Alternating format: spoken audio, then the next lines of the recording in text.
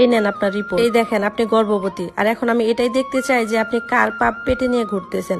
আমার শাশুড়ি পরে রিপোর্টটা পুরোটাই পড়লেন। শাশুড়ি বললেন রিপোর্টে ভুল আসছে। তখন আমি বললাম রিপোর্টে ভুল আসছে ঠিক আছে, কিন্তু আপনি প্রতিদিন কার সাথে কথা বলেন?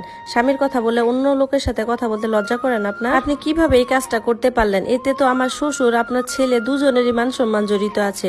আমার শ্বশুর যদি বেঁচে থাকতো তাহলে না সমাজ জিনিসটা মানতো, কিন্তু এই জিনিসটা কিভাবে মানবো আমরা? আমার যত ক্ষোভ আর আক্রোশ আমি সব আমার শাশুড়ির উপর ঝাড়লাম। তখন তিনি বললেন তুমি ভুল বুঝতেছো বৌমা, আমি যেখানে ওই লোকটির সাথে দেখা করতে যাই সে আমার ভাই। তাকে কেউ ডাকাতের মিথ্যা মামলায় জড়ায়, সে কারণে সে পুলিশের কাছ থেকে বাঁচার জন্য এই বাড়িতে লুকিয়ে থাকে, আর প্রতিদিন আমি তাকে খাবার দিতে যাই। আমি বাধ্য হয়ে তোমাকে মিথ্যা কথা বলছি বৌমা। তখন আমি বললাম কেন বললেন? আর আমি এতটাই মূর্খ নয় যে আমি বুঝতে পারবো না যে আপনাদের দুজনের মধ্যে আসলে কি সম্পর্ক। ওই মুহূর্তে আমার ফোনটা বেজে উঠলো। আমি ফোনটা কানে ধরতে যে কথাটা শুনলাম আমার মাথায় আকাশ ভেঙে পড়লো। আমি অবাক হয়ে আমার শাশুড়ির দিকে তাকালাম আর ফোনটা কান থেকে সরিয়ে নিলাম। আমার শাশুড়ি বললেন কে ফোন করছে, কি হয়েছে, তুমি এতটা বিচলিত কেন, আমার ছেলে ঠিক আছে তো?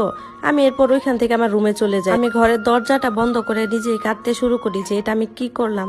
আমার শাশুড়ি আমাকে বারবার জিজ্ঞাসা করছে কি হয়েছে, কার ফোন ছিল। কি আর বলবো, ওই ফোনটা ছিল ওই ল্যাব থেকে, যে ল্যাবে আমি আমার শাশুড়ি পরীক্ষা করিয়েছিলাম।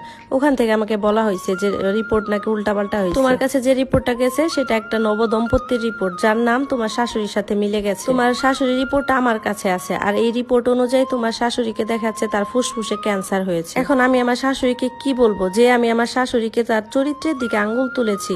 তার জীবনে আর মাত্র কয়েকটা দিন বাকি আছে। কোন মুখে আমি আমার শাশুড়িকে এই কথাটা বলবো, আর কোন মুখে আমি তার কাছে ক্ষমাটা চাইবো? অবশেষে আমি দরজাটা খুললাম আর আমার শাশুড়িকে জড়িয়ে ধরে কাঁদতে শুরু করলাম। এরপর তাকে পুরো ঘটনাটা খুলে বললাম।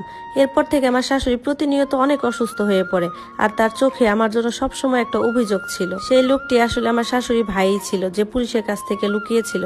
একটা ছোট্ট ভুল বোঝাবুঝি সবকিছু ধ্বংস করে দিল। এর কয়েক মাস পর আমার শাশুড়ি পৃথিবী ছেড়ে চলে গেলেন, কারণ তার ক্যান্সার হয়েছিল। কিন্তু আমি নিজেকে কখনোই ক্ষমা করতে পারবো না। আমার তখন উচিত ছিল আমার শাশুড়ি সম্পূর্ণ কথাটা শোনা এবং ল্যাবের লোকজনকে বলা যে আপনাদের রিপোর্টটা হয়তো বা ভুল হয়েছে, কিন্তু তখন আমার চোখ বন্ধ ছিল। আর এখানেই আমি আমার জীবনের সবচেয়ে বড় ভুলটা করছি। এটাই আমার হৃদয়ে সবচেয়ে বড় বোঝা হয়ে যাবে।